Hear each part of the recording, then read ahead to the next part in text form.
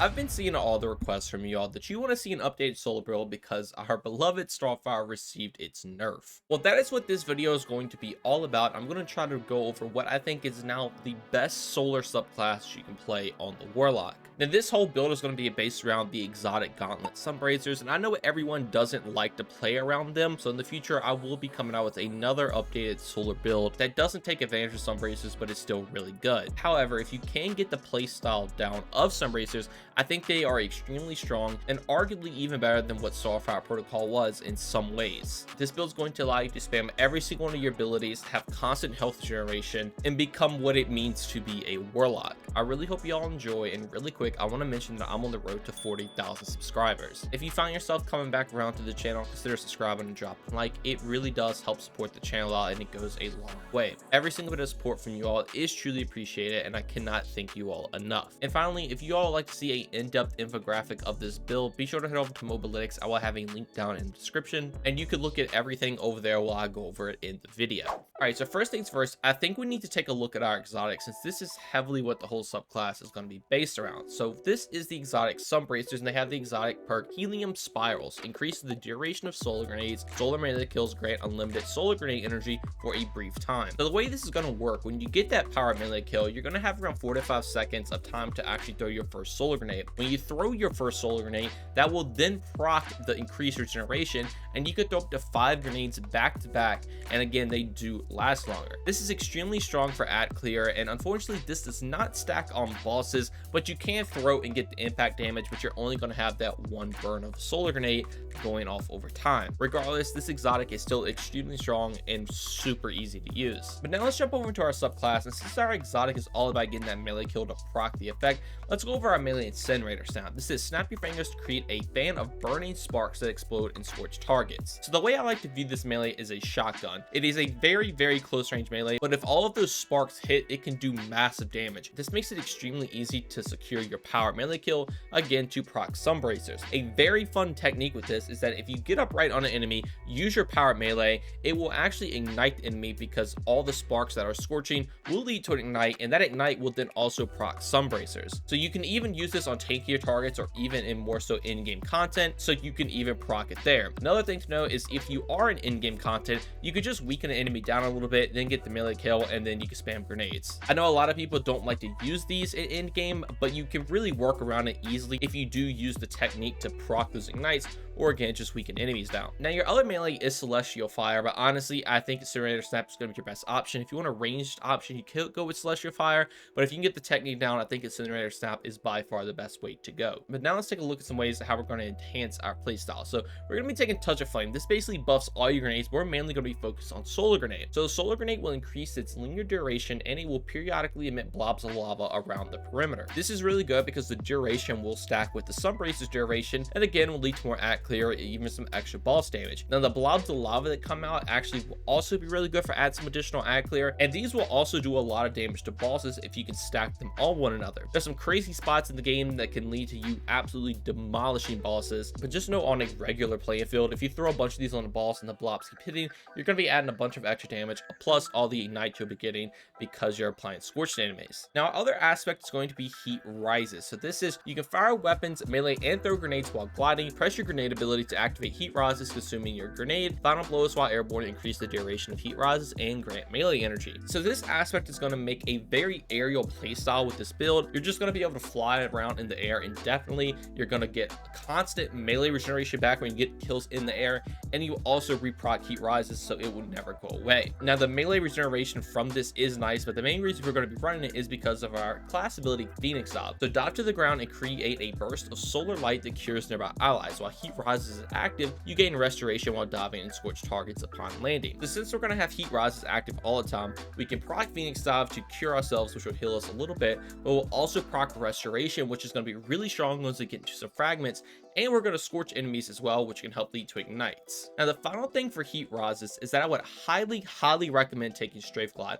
Almost in every scenario you're going to take Burst Glide on any Warlock class, But with Burst Glide and Heat Rises active, you move extremely slow because you're trying to get that upward momentum, and the whole point of Heat Rises is to kind of float around in the air and just strafe back and forth. So in that case, taking something like Strafe Glide will act as Burst Glide while Heat Rises is active and give you that little burst of movement so you can actually move fast. I used to hate taking Heat Rises because it made you so slow. Once I found out this little tech, and shout out to everyone in the comments that was recommending this to me, it just became a whole lot more fun to play, and I would highly recommend swapping it out if you are going to be running Heat Rises. In every other scenario, take Burst Glide, but if you're taking the Heat Rises aspect, equip Strafe Glide. Plus, this also does help out if you are just floating in the air, throwing grenades everywhere, because you can kind of just fly wherever you want to. Now, for your super, take Well of Radiance. It's literally the best super in the game. You get bonus damage, you can heal, it helps your teammates out. There is nothing bad to say about it. We're going to be able to spam these all the time. And now for our fragments, we're going to be taking Ember of Resolve. So Solar Grenade, Final Blow, Cure You. Since we're going to spam grenades everywhere, this will just help you heal more, which is very nice.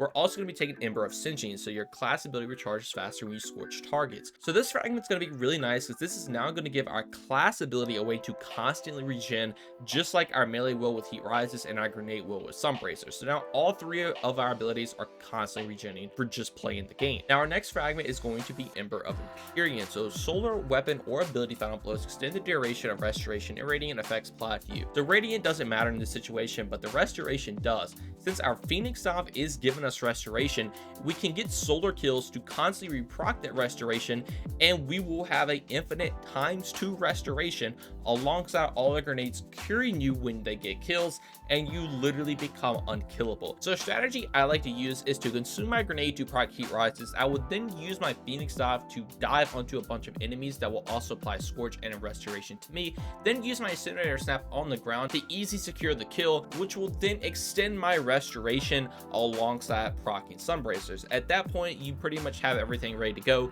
and you can start spamming all your abilities over and over again. And then for our final fragment, we have Ember of Searing. So defeating scorched targets grants melee energy and creates a fire sprite. So this last one you can kind of slot in however you want to. I like using this one because it gives me +10 recovery, which lets me get triple 100 stats. But even if you want to take something like Ember of Torches so you can become Radiant, that will also work with Ember of Empyrean, you could do that. But having that ability to get even extra melee energy alongside Heat Rises just to guarantee your Incinerator Snap is going to be recharged to proc Sunbracers, I think is worth it, and it does give you a nice bump into recovery, which is a stat you want to be looking out for. But now speaking of stats, 100 Resilience is always the way to go. You get 30% damage reduction on any class in the game, and it is really good in PvE. Now for your next main stat, it's going to be recovery, so you can get your class ability back a whole lot faster. This is really the only other stat that matters, and it doesn't even matter too much. The only one you really need to focus on is 100 Resilience, because your grenade's always going to be recharged and your melee is always going to be recharged. Your melee will have a lot faster cooldown than your grenade, in my opinion, so that's why I opted just to take 100 discipline. But if you want to go with 100 strength, you could do that as well, but you already have so many ways to get your melee back. You don't really need 100 strength. You could have 0 and you'll get it back pretty much at just the same rate. Whereas the grenade, if you don't have a melee kill, your grenade can kind of recharge a little bit in the background. You can throw it whenever you need it. But again, 100 resilience is just a mandatory, and if you can get 100 recovery, I would recommend that as well. Now weapons for this build shockingly don't matter too much, since you're going to be spamming grenades all the time anyway to get your kills. So just always try to take a very good DPS option. It could be something like rockets, or even Legend of Acreus now, Leviathan's Breath. And then if you would like to, you can take a weapon with Incandescent, so you can proc things like Ember of Searing with your weapon if you need it, but you don't really have to. I normally just run double special with something like Acacia's Dejection right here. This is really good, and I love Conditional Finality, but again, this is not a must. If you want to take something like a Riptide so you can stun Overload and Unstoppable champions, you can do that as well.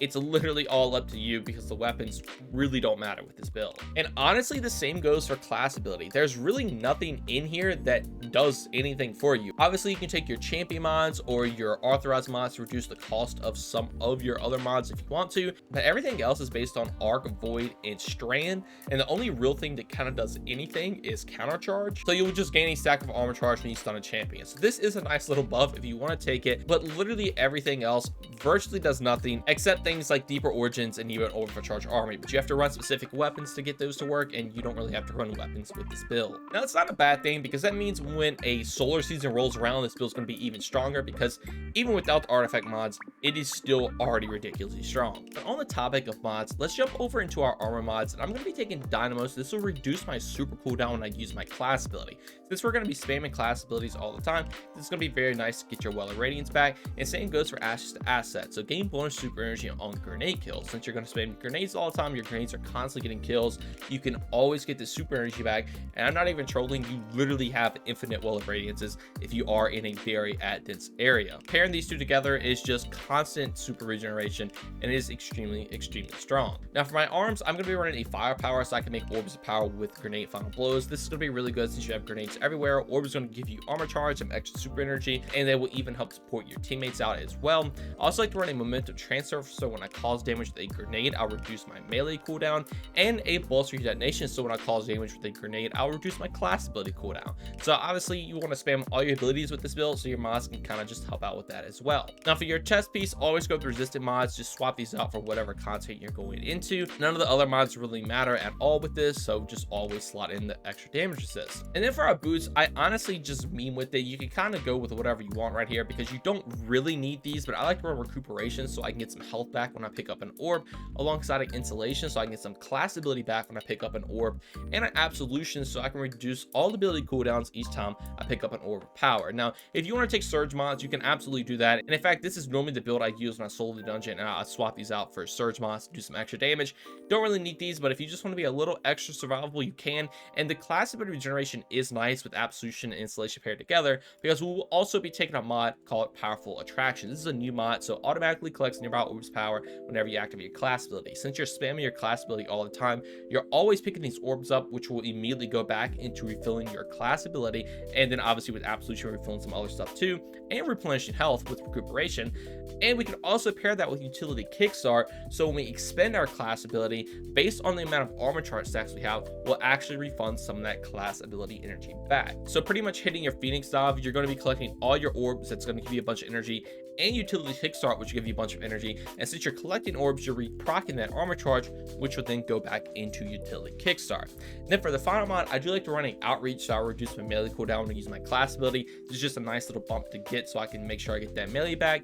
And I think as you can tell, with all this stuff paired together, you're going to be able to spam your abilities 24/7 with almost infinite healing. You're never going to die at all. You have one of the best supers in the game. You can also move relatively quick with the Strafe Glot tech, pairing that with Heat Rises. And with the Incinerator Snap tech, it is extremely easy to constantly proc the Sunbracers no matter what content you're in.